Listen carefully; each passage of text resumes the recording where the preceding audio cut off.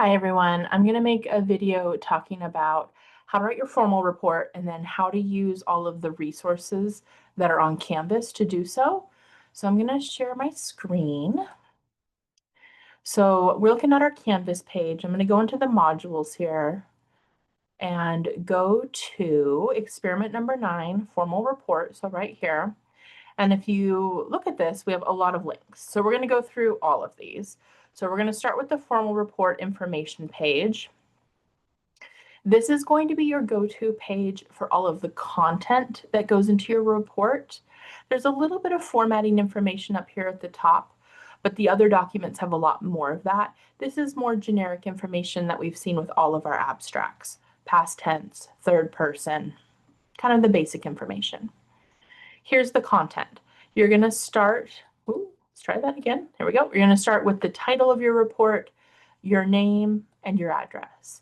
Address might seem a little bit weird, but if you're doing research, you're always going to include the address of where you've done the research. So you're putting down the school's address. If you worked with a partner on this lab, you're going to include their name as well, but you're going to put an asterisk next to your name showing that you are the main author.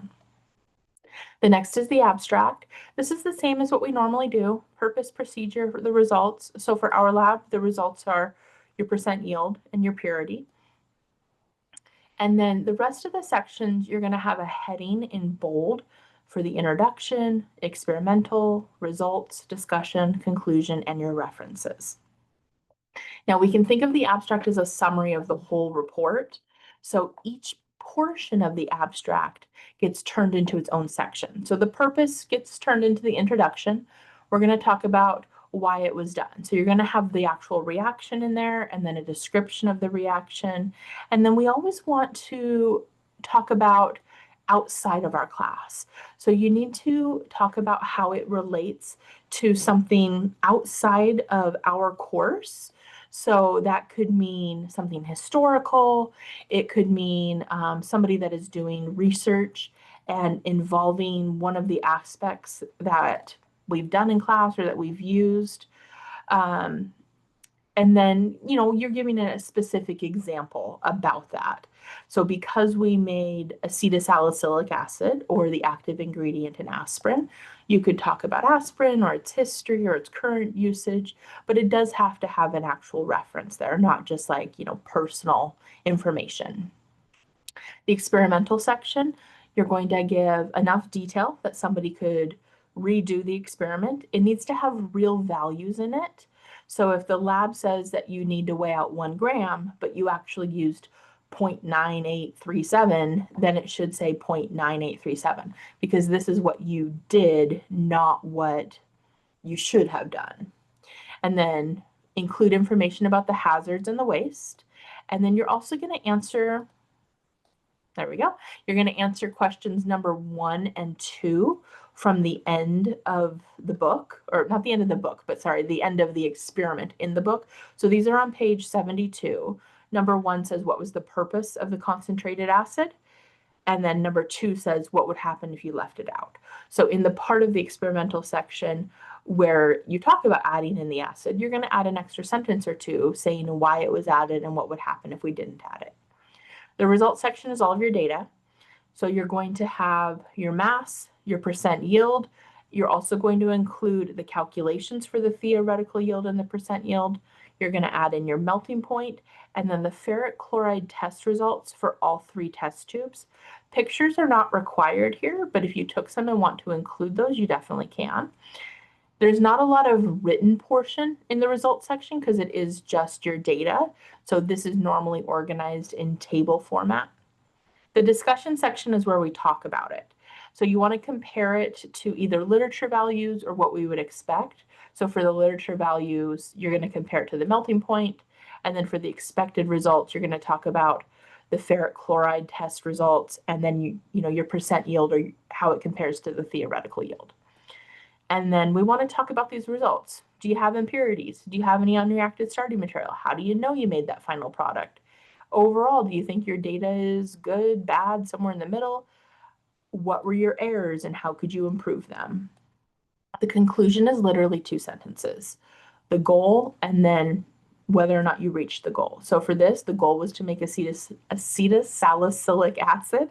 And then your second sentence would be, it was produced with a 32% yield and it had this purity based off of this test and this melting point. You do need to have references. So you need to have a minimum of 4 references. You can use our Klein textbook. You can also use your Pavia lab book. So if we think about where references would go in, getting to 4 is pretty easy because in the beginning, the reaction, you didn't come up with that. So you could reference our Klein book. In the experimental section, you didn't come up with the procedure. So you can reference the Pavia book. When you look up hazardous warnings, you've been looking up SDSs all semester, so you can use one of those websites to reference that. Same thing with the historical or usage data. Look up an official information website so you can use something there as well. So there's 4 websites, 4 locations for them. When you do have your references, you're going to write them in American Chemical Society formatting. So we don't use APA or MLA or anything like that. We have our own version. And then you also need to do in-text citation. So I'm going to open up this link and I'm going to go back here and open up the reference guide. So we'll talk about both of the references. So here's the ACS reference guide. This is kind of like a quick version from a larger textbook. It's from the ACS style guide. It's divided by types. So we have books, so you'll probably use this for our 2 textbooks. And then there is a section for the safety data sheets. You'll probably end up using that as well. And then towards the bottom is the one you'll probably use the most, the website one. So for the website one, you start with the author of the website. This might be a company, it might be a school, you might have an individual person, but more likely it will be more of like a group. And then you'll have the actual link to the website and then the day that you got the information from that website. Because we all know websites change, so this is to kind of put a timestamp on it. And then, okay, so then all of this goes at the end of your report. The in-text citations is on this website. So there are 3 ways to do it. They are all correct. You just pick one and stick to it.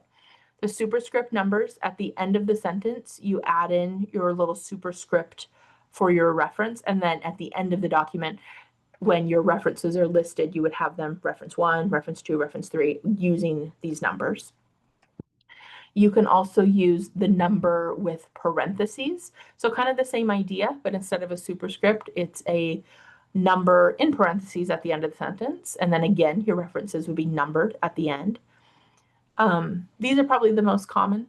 The third one is a little bit more of an older way to do it, but at the end of the sentence, you would have the author and then the year of publication.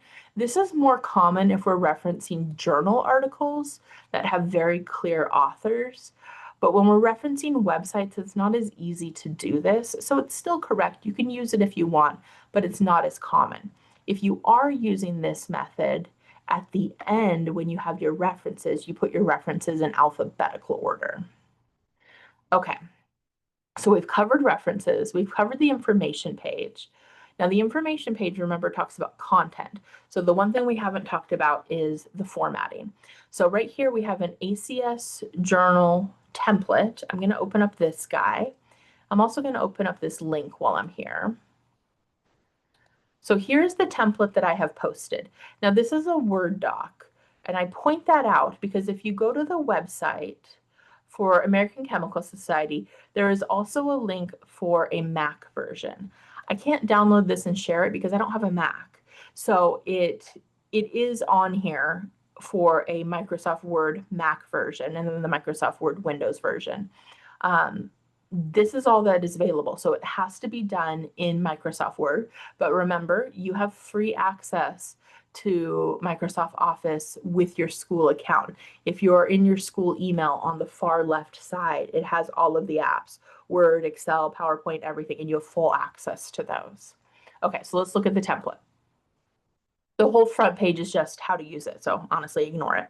We get down here. Here's the spot for your title. Here's the spot for your names. Here's the spot for your address. Here's the spot for your abstract. So you're just going to highlight all of this and type in your name. And then when we get to the part that says text, this is where your report goes. Now, it does not divide it into sections. You're going to have to do that. But for formatting, it is in 2 columns. It has pretty specific font and font sizes, so just leave it as is. And then it's justified, meaning it's not centered and it's not to the left or to the right. When you have that column, it has this straight line on either side. So right here, we have that straight line, and then right here, we have that straight line. That's called justified. So again, you're just going to kind of highlight everything and then replace it with your own information. It does have a reference section at the end, but again, you're just going to make your own. So let's see, we've done the template. I'm going to delete a couple of these things on here. There we go. Okay, so the last important document, there's a couple more at the end, but the last important one is the rubric. So you guys haven't done anything with me that requires a big rubric yet, but if you stick with me for OChemB, you'll see this kind of style of rubric a few more times. I like a good rubric. It helps you guys know exactly what you need to do, but it also helps me with grading. I really like to be consistent with my grading, and something like this really helps out. So in the general section, we have some formatting stuff. Some of this is abbreviated quite a bit, just so I can kind of fit it in here. So if there's anything you read and you're not sure what it means, definitely ask me. Like this right here, it says don't start with symbol number abbreviation. That means we don't start sentences with a number, with a symbol, or with an abbreviated word. Again, if there's anything on here that doesn't make sense, let me know. And then it has all of the sections that I already talked about, with, again, just kind of an abbreviated list. In each section, you will also see grammar, spelling, accuracy, and quality. And then very clear point distribution to show where your points are coming from. And then again, the references are down there as well. So you know exactly how many points are expected of you, how much work is expected of you for each of those portions. Okay, the last thing that is on here are some examples. So the first one, excuse me. The first one is an actual American Chemical Society journal article. And then the next 3 are all student examples from previous semesters. So we're going to look at the ACS one first. So this is from the Journal of Infectious Diseases. So American Chemical Society owns a ton of research journals. This is one of them. I was trying to look for the date on here. I'm sure it's on here and I'm missing it. But this is from the middle of the pandemic, because this was a COVID research article. So we can see the title up here, the list of researchers that worked on this, obviously a ton of people, and then all of their corresponding universities, companies, whatever it was. We have an abstract, and then it goes, oh, here we go. I knew there was a date on here somewhere, 2016. It goes into their introduction. We have some figures of some lungs because it's COVID stuff. And then we go into their results.